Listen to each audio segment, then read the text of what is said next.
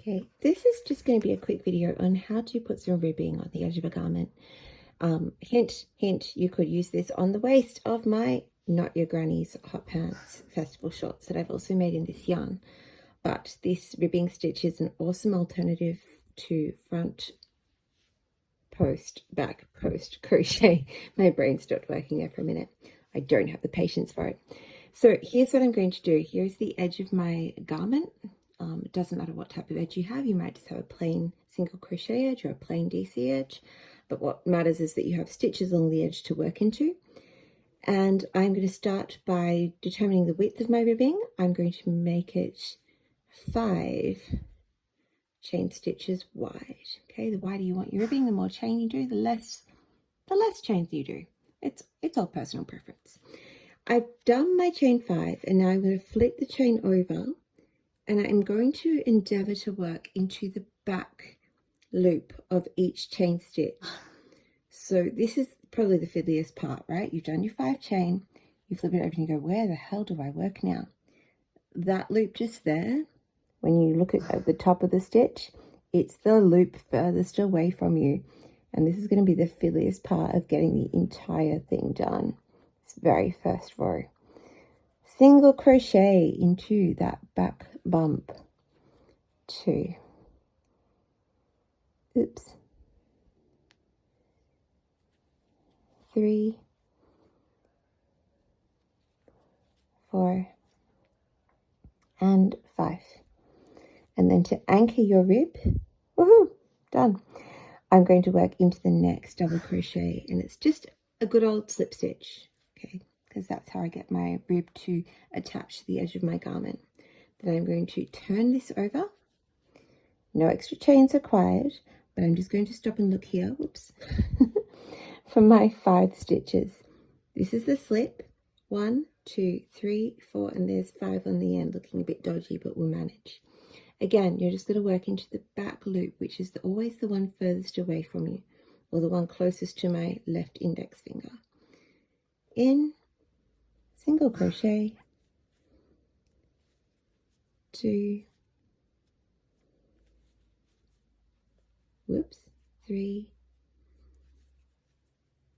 4, here's the annoying one, 5.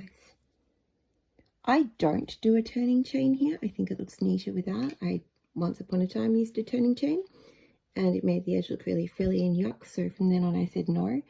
This will mean that the end stitch is often a little bit harder to work into, but I think the end result is worth it. So I'll just take my hook out. Back, 2, 3, 4, 5 gets a bit buried, but there it is in there. And again, there's no turning chain. A little bit fiddly to work into, but really, really nice end result. Just pull that a bit tighter. So single crochet 1, single crochet 2, single crochet 3, single crochet 4, single crochet 5.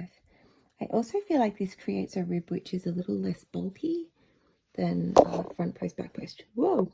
Sorry, I knocked my camera and all went haywire. Slip stitch into my next double crochet. If I was working into the waistband of my shorts, I actually slip stitch just like this into every 3rd stitch. So as I work away, I don't come back and work into the 2nd stitch, I actually work into the 3rd stitch across. And again, like I said, it helps to create that gather because then the rib opens up and gives you a little bit of stretch. Back out I go. Back loop only 1, 2, 3, 4, and the last one is down there, hiding away. The anatomy of that last stitch is a little tricky, but it does get easier with practice. Okay, I'm going to keep turning in the same direction. Again, it keeps my edge looking a little bit neater. And back I go into the stitch I just finished, back loop only. 2, 3, I have to pull my yarn off. 4, and last one. Then I'm going to slip stitch into the next double crochet. I really need to take this off the desk and untangle it. Here's my slip stitch. So just to point out that when I'm anchoring these stitches, I am working into both loops, but when I work away, I am simply working 5 single crochet in the back loop of each existing stitch, and that's how I create my rib. So yeah, all done. 5 minutes, guys. It was that fast, and now you know how to rib. This is really great for making cuffs, especially on hexie sweaters, because you can use this idea of slip stitching to every 3rd stitch or so to gather your cuff in and make it much narrower. And it's very flexible because you can make the cuff exactly as long as you want. If you want a short cuff on your wrist or a longer cuff on a jumper edge, totally up to you. Just change the amount of chains you work away. That's about it. Good luck.